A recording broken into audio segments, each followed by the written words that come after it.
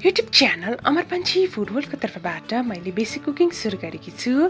यस basic कुकिङको मार्फतबाट म हजुरहरूलाई हामीले दैनिक जीवनमा खाने परिकारहरू छिट्टो समयमा नै घरमै पाइने सामग्रीहरूबाट कसरी मिठोसँगले बनाउन सकिन्छ भनेर सिकाउँछु। यसै सिलसिलामा आज म हजुरहरूलाई यो आलुको पिरो तरकारी बनाएर देखाउँदैछु।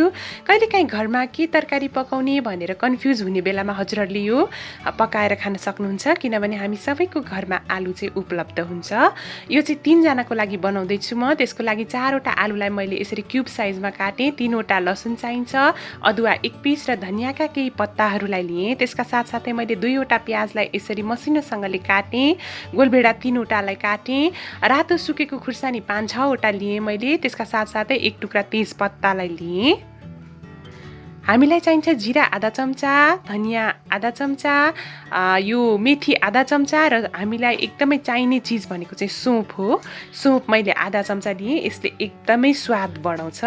त्यसका साथसाथै नुन आधा चम्चा, रातो धुलो खुर्सानी आधा चम्चा, बेसार आधा चम्चा र यो तोरीको तेल चाहिँ मैले 3 चम्चालाई लिएँ।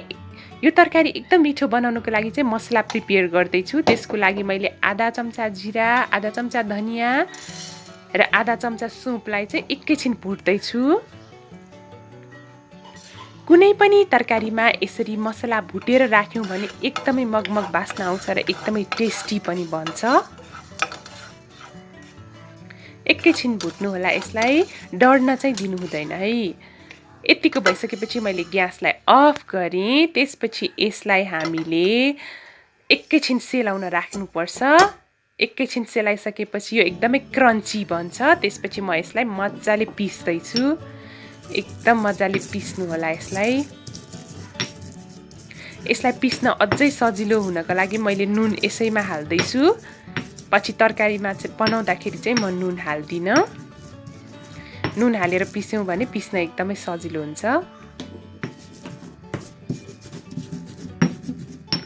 हजुरहरूले चाहिँ यो आलुको तरकारी सजिलैसँगले बनाउन सक्नुहुन्छ। एकदमै सिम्पल छ यो तरिका बनाउनको लागि चाहिँ। खाना रोटी नान जेसँग खानु भए पनि हुन्छ, चिउरासँग पनि खान सक्नुहुन्छ। त्यसपछि लसुन अदुवा पनि मैले यसैमा थिचेँ। यसरी खलमा पिसेको मसला यदि तरकारीमा हाल्यौँ भने एकदमै टेस्टी पनि हुन्छ। र यसरी हाम्रो मसला पनि मजाले रेडी भयो। अब भने म एउटा प्रेसर कुकरमा एकदम राम्रोसँगले तेल तताउँछु। तेल एकदम राम्रोसँग तातिसकेपछि मैले यसरी तेजपत्तालाई राखेँ, रातो सुकेको खुर्सानीलाई राखेँ। यसरी कुनै पनि तरकारीमा सुकेको खुर्सानी फ्राई गरेर राख्यौँ भने एकदमै टेस्टी बन्छ। यतिको भइसकेपछि मैले मेथीलाई राख्दैछु र मेथी हालिसकेपछि चाहिँ मैले यसरी यो प्याज र गोलभेडालाई राखेँ। हजुरहरूले के कुरा ध्यान दिनुहोला भन्दाखेरि गोलभेडा चाहिँ रातो र पाकेकोवाला नै राख्नुहोला। त्यसपछि मैले खलमा पिसेको मसलालाई पनि राखेँ। अब यसलाई हामीले मजाले भुट्नुपर्छ। गोलभेडाको क्वालिटीले पनि तरकारी कतिको मिठो हुने नहुने भनेर निर्धारण गर्छ। त्यही भएर गोलभेडा सकेसम्म सानोवाला रातो पाकेकोवाला राख्नुहोला। त्यसपछि रातो धुलो खुर्सानीलाई राखेँ र बेसारलाई पनि राखेँ। त्यसपछि थोरै पानी राखेँ मैले, आधा कप जति। अब चाहिँ हामीले यसलाई मजाले 5-10 मिनट पकाउनु पर्छ। यो एकदमै राम्रो ग्रेभी नहुन्जेल हामी पकाउँछौँ यसरी। हजुरहरूले देख्न सक्नुहुन्छ राम्ररी तेल निस्किसकेको छ यसबाट। अब म यसमा आलुको पिसहरूलाई राख्छु। यो चाहिँ 4वटा ठुलो आलु हो। त्यसपछि थोरै धनियाको पत्ताहरूलाई राखेँ मैले। एकचोटि राम्रोसँगले मिक्स गर्नुहोला। मैले चाहिँ थोरै पानी पनि राखेकी थिएँ।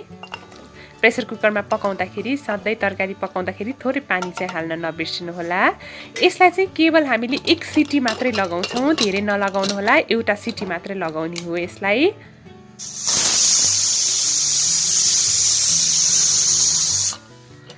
त्यसपछि यसको सिटी राम्ररी गइसकेपछि मैले यसरी खोलेर हजुरहरूलाई देखाउन जाँदैछु। एकदमै यम्मीसँगले तयार भइसकेको छ।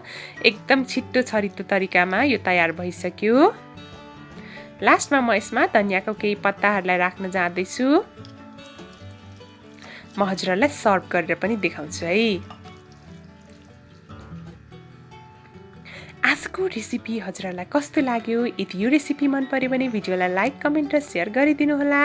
साथै मेरो च्यानल अमर पन्छी फुड वर्ल्डलाई सब्स्क्राइब गरिदिनु होला। Thank you so much for watching. Have a nice day.